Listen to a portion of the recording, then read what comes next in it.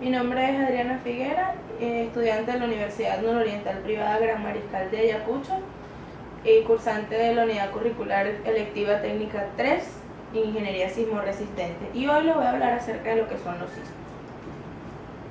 Un sismo es un movimiento vibratorio rápido y violento que ocurre en la superficie terrestre a causa de los movimientos que ocurren en las placas tectónicas.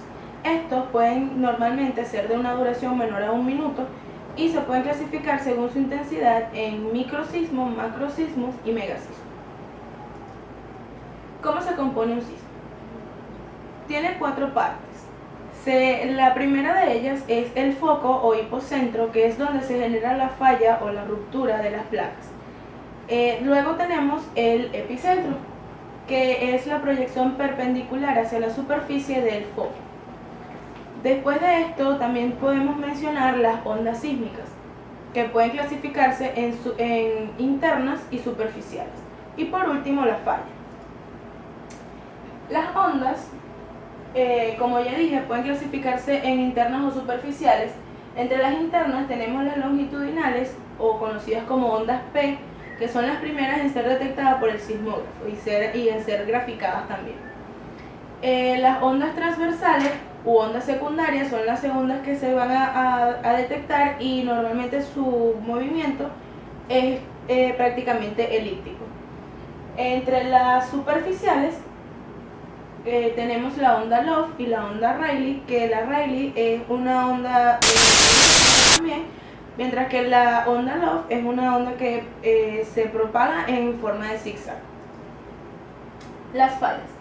La falla es la ruptura que se genera en la placa tectónica, y dependiendo de su desplazamiento vamos a obtener distintos efectos de los sismos. Entre ellas tenemos la falla normal, que es cuando la parte que se rompe o desplaza hacia abajo y hacia el inverso de donde proviene. La falla horizontal, donde se mueve dentro del eje horizontal, bien sea hacia la derecha o a la izquierda. La falla inversa, que es donde la parte que se mueve en vez de bajar sube. Y la falla mixta, que puede conformarse por una falla horizontal y una falla inversa, o una falla horizontal y una falla normal. La sismicidad es estudiar los sismos producidos en un lugar determinado. Para ello necesitamos un sismógrafo, que consta de un tambor y una aguja que va marcando el movimiento de la Tierra, y se ve reflejado en una hoja que se llama sismograma, y que va a reflejar todas las ondas percibidas y la hora determinada. ¿Cómo medir un sismo? Un sismo se puede medir en escala de magnitudes o en escala de intensidades. Dentro de las escalas de magnitudes, que son las que miden la cantidad de energía que recibió la Tierra a causa del sismo, podemos encontrar las de onda superficial, la magnitud de onda del cuerpo, la magnitud de Richter y la magnitud de momento. Para medir la magnitud según la escala de Richter, se utilizan una escala del 1 al 9, donde el 1 y el 2 son los movimientos más básicos y menos intensos, y a medida que va subiendo a llegar hasta el 9 son los movimientos más fuertes. También se puede, como dije antes, medir por una escala de intensidades. Entre las escalas de intensidades tenemos la MSK o MSK64, la escala de Chindo, y la más utilizada, que es la escala de Mercalli. Para esta se reflejan del 1 al 12 normalmente en números romanos, y lo que esta refleja o lo que esta mide es la percepción de las personas y los daños causados a estructuras a través de ese sismo. ¿Cuáles son las causas de un sismo? El origen de un sismo puede provenir de la actividad volcánica, del hundimiento de rocas y cavernas, por distintas formas de liberación de energía en la corteza terrestre, por modificación del régimen fluvial y por variaciones bruscas de la presión atmosférica. ¿Cuáles son los efectos del sismo?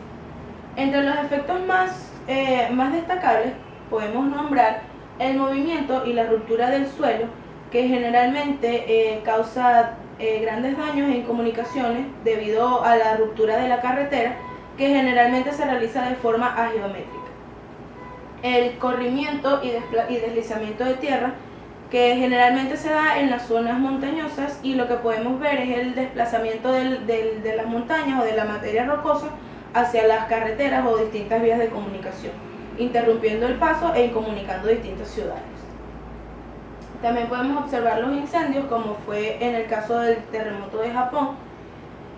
Los maremotos, que se dan generalmente cuando el epicentro del sismo se encuentra muy cerca del mar. Genera olas de grandes alturas, y estas pues salen del cauce del océano. Y la licuefacción del suelo, que ocurre cuando el suelo ha sido comprimido previamente para la construcción, y a través del movimiento de las placas y corrimiento del agua en los acuíferos, se mezcla este agua con el suelo que ha sido previamente compactado y genera la licuefacción, que es el cambio del estado sólido al estado líquido. Generalmente son conocidos como arenas movedizas, y esto produce un desequilibrio en las fundaciones de las distintas estructuras, provocando las pérdidas y el sedimento de las mismas. Los sismos en Venezuela. A través de muchos años, en Venezuela se han registrado distintos sismos de distintas intensidades y magnitudes. Los más comunes han sido los del Tocuyo, el de La Guaira y Caracas en el año 67 y el de Cariaco y Cumaná en el año 1997. El terremoto de Caracas ocurrió el 29 de julio de 1967. Su epicentro estuvo ubicado a 20 kilómetros de Caracas, la capital, y ocasionó daños fuertes de los que costó mucho tiempo recuperarse. Este sismo duró aproximadamente 35 segundos y sus daños en muchos casos fueron irreparables. Y el terremoto de Cariaco, que también es muy conocido en nuestro país, ocurrió el 9 de julio de 1997 aproximadamente a las 3:23 hora local, y la magnitud de 7.0 con una duración aproximada de 51 minutos, ocasionando daños en todas las estructuras.